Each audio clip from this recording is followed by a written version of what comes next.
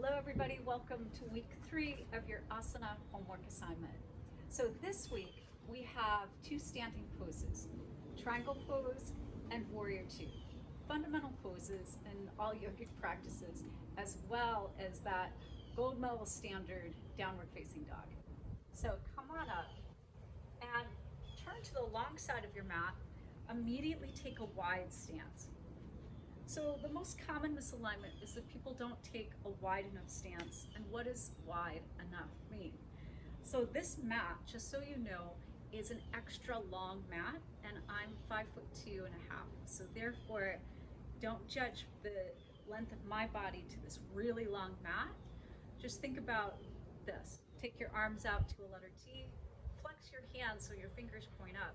And then where your hands stop, the heel of your hands stop, as if you were in between 2 walls, that's where the outside edge of your feet should stop.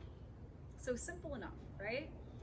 If we were practicing with somebody else, we'd even look around and help each other as partners. But here, it's a little bit of proprioception, right? To know where we are in space, and just about there, right?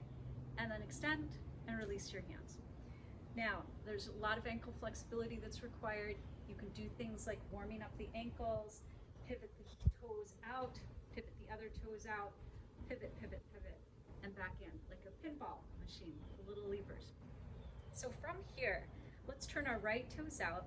That's gonna face true north. So think exactly to the short side of the mat. Notice here, you bring your hands to your hips. Hips are facing the long side of the mat. We wanna maintain this. These 2 poses are not going to a sort of 1.5 position between 1 and 2, right? But staying completely to the long side of the mat. You can put your hands on your hip bones and just make sure that's happening. Pelvis is neutral. We don't have an over our anterior tilt. We don't have too much posterior tilt, just neutral. Now from here, take a breath, exhale, bend your knee. And then you could do that up and down a few times just to warm it up, depending where you're at. Otherwise, start to come into it and bend to a 90-degree angle in the front knee.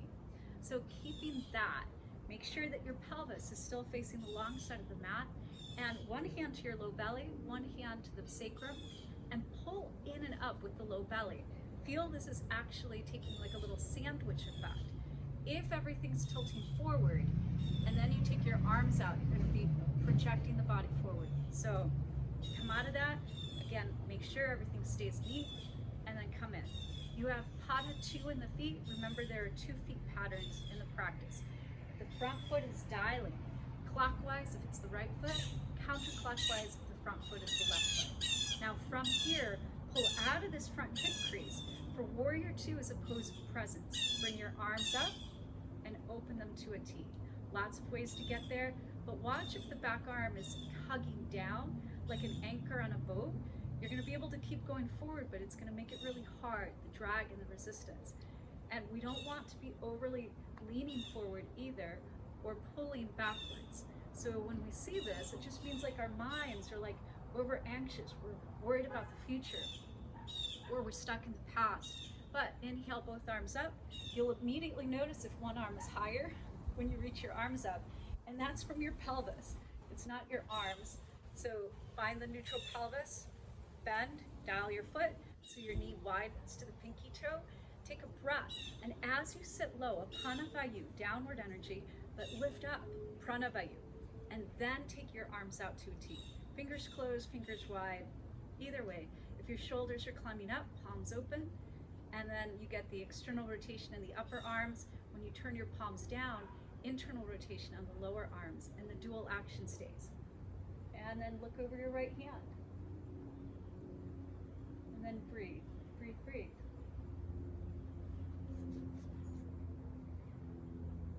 Inhale, straighten. Turn your toes in. Exhale, release. And then you would go on to do the second side, right? This is a great way to do the standing asana in a sequence with beginners, okay? But from here, let's go ahead and move into the second pose, Trikonasana, triangle pose. So short side of the mat, 90-degree angle, just making sure that that's there.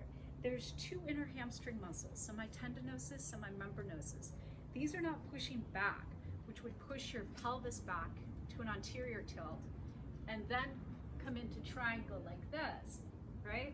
We want to make sure the pelvis is maintaining its neutrality and still pada 2 in the feet. Front foot is dialing counterclockwise because it's left. That's going to widen the knee so that your knee is not turning in. That's not healthy. We want the knee centered over the middle toes. So from there, pada 2 strongly. Your inner thigh is pressing forward towards the wall or the side of the room that you're facing. Pelvis is neutral. Now keeping your hands on your pelvis. Squeeze your legs. So there's a bit of a balance pose in this. Also, this is a very hamstring-centric pose, not just the 2 inner hamstrings, but the back, main hamstrings, biceps, femoris. So we want muscular action, so we don't pull anything, right? Some strength and stability. Now, this is the what not to do. Arms out, push a hip out, and then reach forward, and then come down, right? So if I stood up from that, that would be this position, mountain. Upward facing salute. And clearly, this is not healthy. So why would we do that when the pelvis is moving laterally, right? So we don't do that. And I know that you maybe have heard that cue, but we can unlearn it.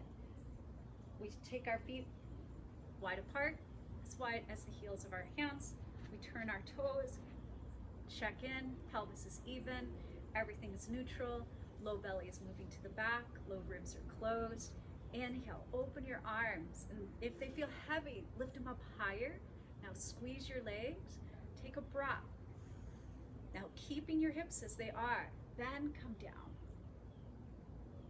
And so look down if you need more balance, support, but really make sure that you're not in a hurry to touch the ground. With time, the body will relax and you'll come into it. But we're allowing this part of the body, right, to just open up, right? Inhale, come up, exhale, toes in, and then inhale, right toes out. Exhale, release our arms. So this is the flank muscle. And it may feel really contracted, constricted, tight. So just give it some time. Be in less of a hurry to touch the ground. There's nothing magic that happens there. It's better to keep the heart open, everything elevated, keep the foundation strong. Squeeze your legs. Inhale, prepare. Exhale, come on down. Right? And then if you want that extra challenge, keep squeezing your legs so you're stable, you look up. Look up at the top hand. You can even close your left eye, look up with your right, only your right eye open. Because if you can't see it with your right eye, it means the arm is too far forward or too far back, and there's a break in the line feathers. Look down, inhale, come up, and then toes in. Exhale, release your arms, and then heel toe or jump your feet together. All right? So those are the 2 standing poses for week 3, your asana homework. May you love yourself, love your day, and love your life.